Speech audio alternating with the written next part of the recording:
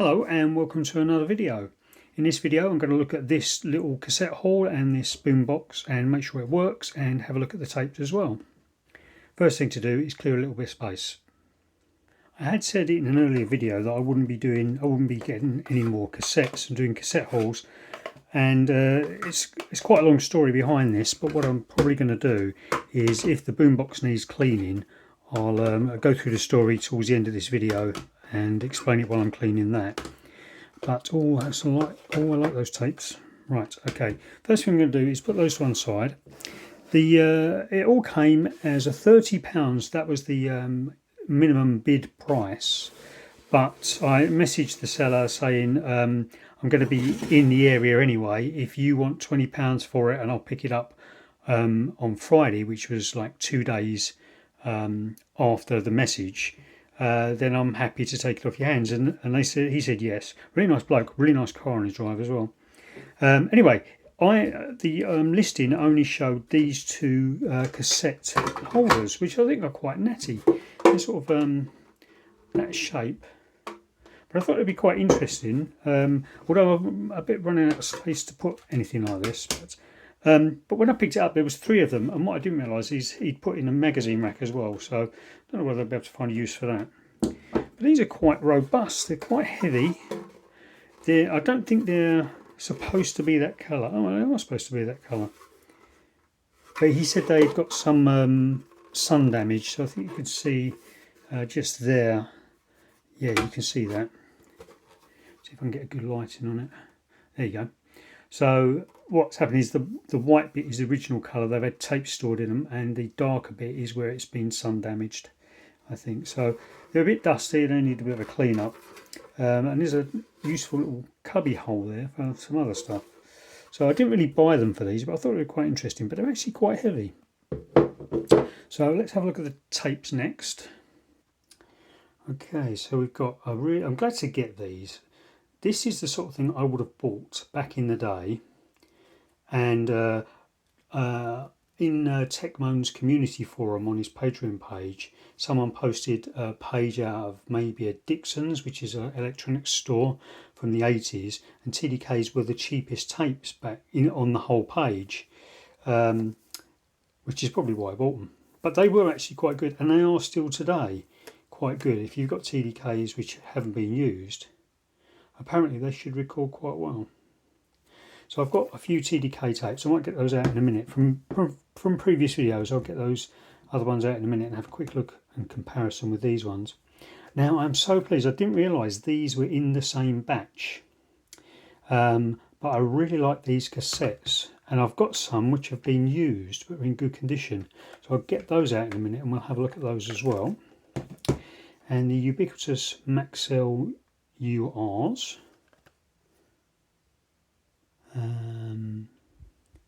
There we go, so CD era. I was wondering if there was a date on it. I wouldn't mind going to Telford. I think the Maxell factory in Telford has now closed. But they used to make mini discs there.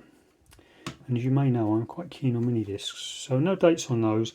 The cassette experts, if you're watching, will probably know the date on those. Again, entry-level cassette from Sony. I've got some of these, funnily enough. I've got some of these used as well, so I might get those out in a minute. Some more Maxell URs. Oh, look at that. TDK, similar to the one I just showed you in the 5-pack. And just two, so how many? We've got 1, 2, 3, 4, 5 Maxell URs of that type. That's a later type to this one. These are a much earlier type. We got a 5-pack of TDK D90s, D60s, and TDK D90s, and a lone Sony. So let me get some of those other cassettes. So this is my box of keeper used cassettes. I'm keeping these for future use, and all of these I've done videos on before, so I'll link to the videos in the description box. I don't imagine I'll ever use all of these, but there's no point in getting rid of them at the moment. I've just about got space for them. So that, I believe, is the same as that. It's hard to get it in shot here, there we go. So I like these, they just look really nice. I don't think they're particularly good for recordings, it's just a normal type 1 cassette. but I really like those. And there was, I think I might have had a question on these on the video I did. I might have two different types. No, I'll tell you what, it's the BASF ones are two different types. But yeah, so I'm really pleased to get a couple of these. And what I might do, like I do with my mini disc unboxings, I unwrap one and keep the other one. So I've got the original wrap out and one I can use. So I might do that with that and make sure they're exactly the same as that. But I think they just look really good. So I do like those ones a lot. So I'm glad to get a couple of wrapped ones of those. Let me get the TDK ones out. Right, so this is my box of new old stock cassettes. Where'd they go? So they're different. I don't know whether they must be different inside. I think they've got different. They are different inside. But this one is what I think.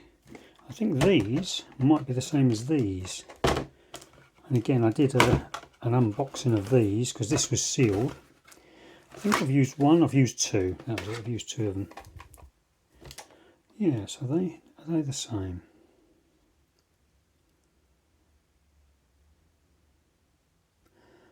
I think they probably are. I can't tell any difference so far. Oh, that's interesting. So yeah, check the barcode out. Now the barcode is different because this is the barcode for the 5-pack. But I reckon if I did split this one out, the barcode would probably be the same as the single one. So yeah, so I've got. I don't imagine ever using all of these cassettes. I do need to have a bit of a thin out. So anyway, so all of these, everything you see here, I've done videos on. Maybe apart from those Maxell ones there, which are quite late and not very good.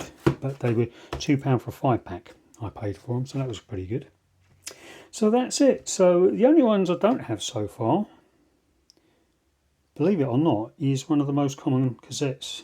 And you can still get Maxell URs new in shops, but I don't think the formulation is very good. So my guess is these are quite new, quite recent ones. Definitely post CD, I would imagine. But there we go. So that one's a bit sticky, but yeah, quite a nice little batch of those. So next up, we're going to have a look at the Boombox. I was looking for the right term, the term that we're allowed to use nowadays. So let's have a look at the Boombox next. It's quite difficult to shoot something this wide. So this was the reason I made a bid or made an offer on this lot on eBay, and it does need a little bit of a clean up. But I've got a shoebox cassette player. Let me get that. There it is. And I've got lots of decks with cassette players in it. But I wanted something portable that I could maybe take to the garage if I'm doing some work on stuff in the garage. I wanted something portable I could take out. But the sound quality is not very good on this. But mainly to listen to some of the audio books that I got in one of my most recent videos. But let's stop waffling about that. I might give this a little bit of a clean up after I've tested it and made sure it works. And then I'll explain the convoluted story behind it. So I haven't tested it or anything, but the guy said it works, and I trust him. I believe him anyway. So 2-way loudspeaker system. So that basically means I think it's just 2 speakers. Even though you put it on both ends, doesn't mean to say you've got 4 speakers. So these are probably fake, these tweeters. And I don't know, well, that feels a bit weird. And it's not going to be, look at the state of that. It's not going to be the best quality cassette player. I'm going to have to get a hoover on that later on, a vacuum cleaner. Let's see if we can have a look. Actually, let's have a look at this one. Can I do that? So I'm activating the right protect notch there. So I'll push down on the record head and see if we can see the heads anyway. Not really. That looks to me that it might be an electromagnetic raised head. Can't really see. It has a pinch scroller look. Let me zoom in a bit. Now, if you're watching this on a big screen, you'll be able to see much more details than I can. So I've got a cassette cleaning tape, which I'll use on this later on. No Dolby on it, which is understandable really. Let's show you up close. So you've got headphone socket, volume and tone. He's given it a wipe down, but it needs a proper clean. High or normal speed dubbing. So I'll now be able to start my own cassette duplication and piracy business. Just joking. FM, which I won't use the radio, medium wave and long wave. Tuning dial, so fairly straightforwards. One of those on there, which I'll plug in a minute. And I haven't got enough batteries, but it does actually have a battery door there.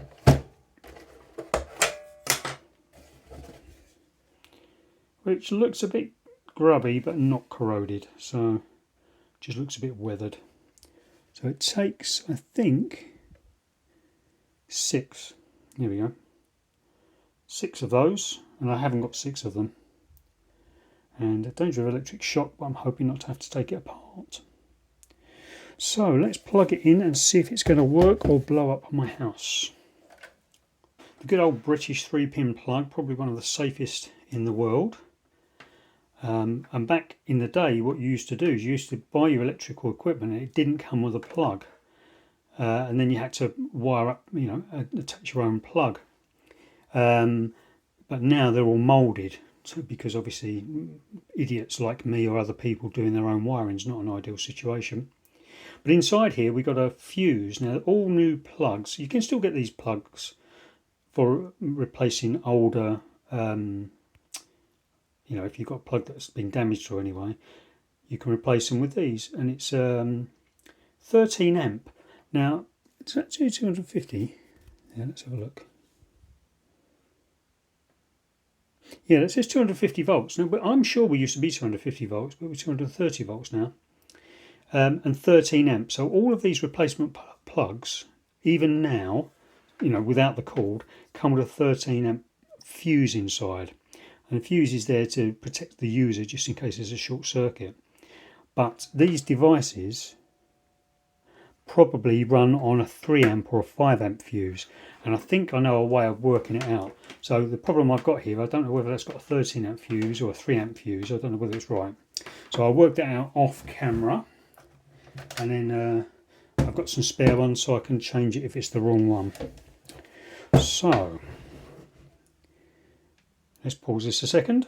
We got a visitor, so I'm going to go down and see them.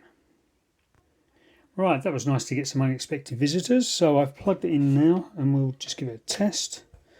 Radio on, FM stereo. I can't play too much. That will probably work if I tuned it in. Yep, that works, but I'm not going to be listening to the radio, so let's put it on tape. There we go. So I've got my expendable test tape for units that I don't trust, which I don't trust this one yet, so we better just eject it. Oh, it's filthy dirty, I've got to clean it in a minute. If I can get it out of the box.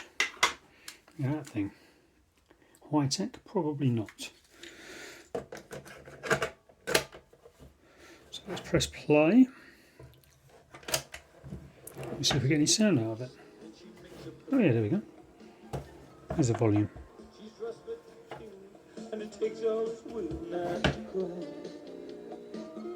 Now it tastes very warbly. Lots of wow and flutter, but I think that's probably the tape.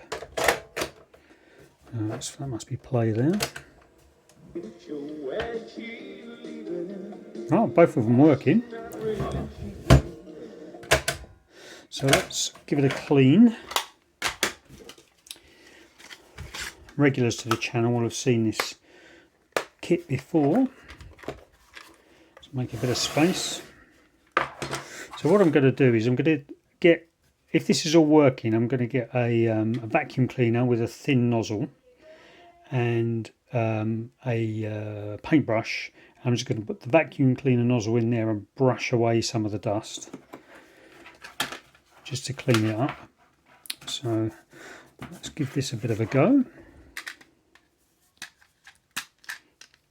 This thing looks really cool when you've got a good window that you can see through the tape on.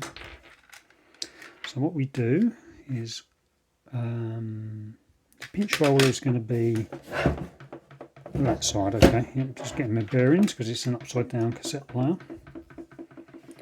So this is cleaning solution. Pop a bit on there. Oops, it's a bit too much probably, and a bit on there. And then when this is put in, this, when it's activated, I haven't got my bic with me, that spins round and cleans the device, cleans the heads and the roller. So let's try that. See if you can see it. Can't really see it through there, can you? That should do for that one. Oh, like I say, that's really dirty. Let's have another little bit on.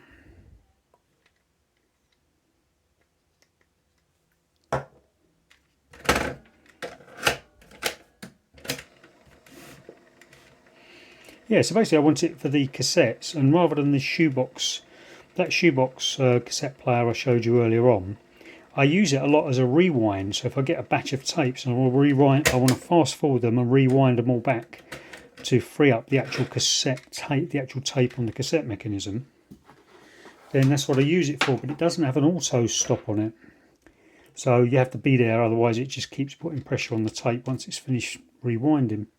So that's going to be another reason why I'd like to have this one, and I can do two cassettes at the same time with this one. Now where's my demo cassette? So this is a demo cassette. This was made actually ripped from the demo mini disc that I use. So let's try that, see how that sounds. This is all copyright free music, so it should be, not going to worry about that.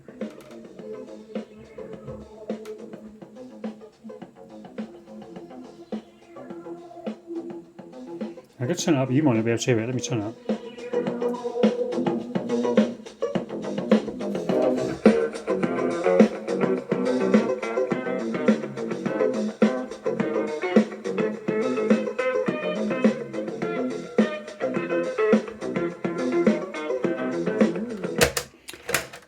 Now I think the bloke said that it hadn't been played for quite a while, so the wow and flutter, that warbly track that you heard, could be just that the mechanism needs to play for a little while, or it could be the belts need changing. But my main requirement for this one was to listen to audiobooks to start, so I might use that and then see how it goes after that.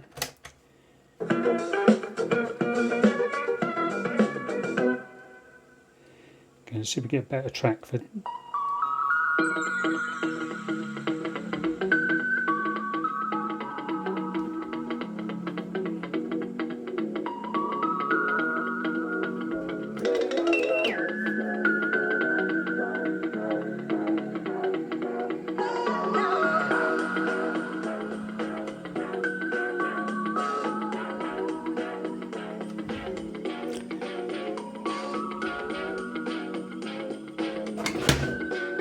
That didn't do any good.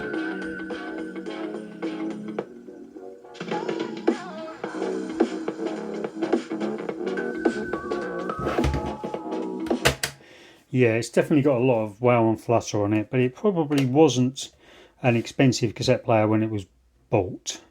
Maybe they've changed the belts on it. He didn't. I don't think he did. He didn't say he did. But we didn't get into that conversation. But I think it will do the job. £20, including what, 5, 6, 7, 8, 9, 10, 11, 12, 13, 14 new old stock cassettes, and those display units as well. So I'm very happy with that.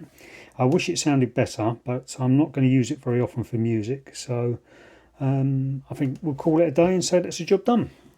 Right, while you watch some B-roll of me cleaning this boombox, I'm going to go through the sort of convoluted story of how I ended up buying it. I wasn't actually looking to buy a boombox, but there was a chain of events that happened that led me to buying it anyway. So first of all, I've been after getting a Audio-Technica Soundburger for a long time, and Techmoan announced on his channel months and months ago that they were going to bring out a limited edition run of 7,000. I've covered this in another video, but let me just recap. I was looking at buying one of this limited edition run, and I thought I'll sleep on it because it's quite expensive. I'll sleep on it and decide overnight. And the following day I went to order it, decided I wanted it, but they'd sold out. So I emailed them and said, it appears that you've sold out. It's only been up on your website for a few days or a couple of days. Is it the fact that you've literally sold out? And they emailed back saying, yeah, we've actually sold out. We didn't expect it to be that popular. So I wrote back and I said, oh, right, do you think you'll be getting any more in? And they said, we've actually got, I think they said had 10 in a different country in one of their warehouses, and they were having them shipped over to England, and they'd put me on the list, and I'd have an opportunity to buy one of those when they got back to England, or got back to wherever their head office was. Anyway, that was months ago, and in the meantime, and that was, I think that was October or November, and I was hoping to get it as a Christmas present. And it's February now. And in the meantime, I decided that I wanted to play some of my old records, and I was getting quite keen on doing so. So I had considered buying a turntable just to listen to records in the meantime until I could and then decide whether I wanted to buy a soundburger after all. But I was looking late one night, as you do, on eBay at mini discs. And I saw a mini disc, Sony and Sharp mini disc job lot, which was basically a metal case which contained at least 4 mini disc players and a number of mini discs, but it had been stored probably in the loft without the lid closed properly, and they all looked rusty. And it was very cheap, one of the reasons it was very cheap, it was free collection in person at a location which is about 45 minutes away from me. So I was interested in buying that, and I thought if I can get it at a good price, like less than £30, I thought, then I'll buy that. I'm happy to risk £30 and get a few good videos out of it, hopefully, and maybe some mini discs. I didn't expect the players to work, but I'd give it a good go to repair them. But I was still looking as well, because I thought I don't want to drive to this location just as a single trip. Let's see if I can find something else that I could buy in that location, which I could use, and then I could do 2 trips for the price of one, if you like. And also on the way to or from this location, I could stop off at the charity shop that sells cassettes. They take in donations of cassettes. It's an Oxfam, and then they sell the cassettes, because I had loads of cassettes which I didn't need, and I didn't want to throw them in the bin. I wanted to donate them to charity. So I looked around a bit more on eBay, and I saw a Sony hi-fi unit, which was covered in dust, but apparently was still working. It looked like it'd been stored in the garage for a long while, and it had a working fully automatic turntable on it, and the minimum bid was £15 and 10 pence. And again, it was collection only, that's why the price was low. But it was located about 10 minutes away from the rusty mini discs job lot. So I thought I'll put in a bid for that as well. Unfortunately, the rusty mini disc job lot sold on Sunday afternoon, on the 19th of February, at £39, and I wasn't prepared to keep bidding above that. But in the meantime, I was also looking to buy this turntable from the hi-fi units, and I'd got it into my head that I really wanted it. So I thought, okay, well, I'll put in a bid for that, and I won that later on that evening at about 10:10 at £15 and 10 pence. So it was a hi-fi unit, amplifier, a cassette deck, and what I really wanted was the turntable, the Sony turntable, fully automatic, all for £15 and 10 pence on a pickup. And it was only going to be about 10 minutes away from this charity shop. So I thought, great, I'll do the charity shop run, and I'll pick up this turntable and other separates as well. I can use that to listen to my records, and then either send it to electronics recycling or resell it on eBay when I don't need it. So I thought, I might as well have a look and see if there's anything else in that same location that I might want to buy on eBay. So I had a look around, and I saw the Boombox and the cassettes. And I'd already arranged on the Sunday, I think it was the Monday, that I would go on the Thursday to pick up the hi-fi separates and the turntable. So I messaged the seller. The seller had buy it now price, collection only, of £30 for the Boombox and the new cassettes and the cassette holders and stuff. And I messaged him and I said, this sounds a bit odd. I'm coming to your location on Thursday. If you're prepared to let me or send me an offer for £20, I will take the boombox and the cassettes. And I thought, with the cassettes, there's nearly 10 cassettes. They're worth a couple of quid each. I get the boombox for free anyway, and I'd have some nice cassettes I could use. So the seller sent back. I said, yeah, that's fine. I'll take £20 if you're coming Thursday. And I arranged it all. So I would go to the charity shop, drop off the cassettes that I didn't need, pick up the Sony hi-fi separates and turntable, and then go on and pick up the boombox and the new cassettes and the cassette holders in that order. And I've just remembered while editing this that all this happened on the Sunday and the Monday, and then on the Tuesday, Audio Technica sent me an email saying, we've now got your Soundburger. We're going to give you a link so you can buy it. And I bought it, and it was scheduled for delivery on the Thursday, the day before I was due to pick up the turntable, which I now didn't need. Well, on the day or the night before, the seller of the Sony separates sent me a message saying, I didn't get it till the following day. He sent a message saying, sorry, I've just set this up so you can have a look at it and test it all before you leave, and there's a problem with the turntable. And the turntable really was all I wanted. So the problem was it was only playing out of one speaker. Everything else was playing out of two speakers. So I did a quick Google search, and it could be the stylus was not attached correctly, or the wires on the cartridge weren't attached correctly. So I messaged him back to see if he can test that. He said, I've already done that. He said, I'm happy to cancel the order. And I thought, I don't have time to try and repair something that I don't really need, because I'm waiting for the Soundburger. So I cancelled the order. But by then, I'd already agreed to buy the boombox and the cassettes. So the three things I wanted to buy, the rusty mini discs, the turntable, or those were the two things, they all led me to put a bid in for a boombox, and the first two sales all fell through. So that's a story of how I wanted to buy a Soundburger and ended up buying a cassette boombox.